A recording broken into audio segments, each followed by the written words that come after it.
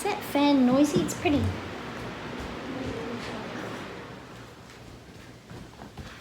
Oh, it's very, very hot here. I hope it's not too hot everywhere. So, happy Sunday. So I worked myself into a rut over the last 2 days, and I'm trying to stick to 2 days in the office and no more. And of course, then you have people asking, like, could you possibly see me? And then it's always, well, okay, can you come at 7:30? And yes. Or okay, can you come at 7:30, like AM that is? And then it ends up being 7:30 PM as well. And then I did a house call on the way home last night. So I worked 12 hours in the office and then did a house call on the way home and ended up arriving home at midnight. And as I was feeling sorry for myself, I reminded myself that my parents had the habit of never stopping. They just worked all the time. They grew up in Ireland. They were born in the early 30s in Ireland. They worked all the time. They worked sometimes 7 days a week. And when my father emigrated to Australia, he was working 2 jobs and every bit of overtime he could possibly get. And, you know, and that hard work, like really hard work. And I say, on the way home, I was thinking, I have really nothing to complain about at all.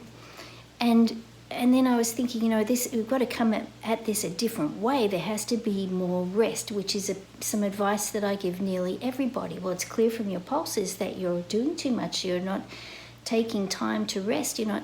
And so today I tried to force myself to rest, and I was thinking what a great ripple it would be to put in the pond the hope that everybody can have rest, which I think is just, it's like a foundational right of humanity to be able to stop. And so many people, I can, but so many people actually can't. They have to keep going. And this, brings me actually a tremendous amount of sadness. And I think that maybe we could put a ripple in to encourage all humanity to just take time, a time for renewal. But one of the benefits of deep rest is, I don't know if you can hear my wind chime. Can you hear the wind chime? Oh, well, there's almost no wind out there, so I think we've got some agreement from the forest spirits somehow.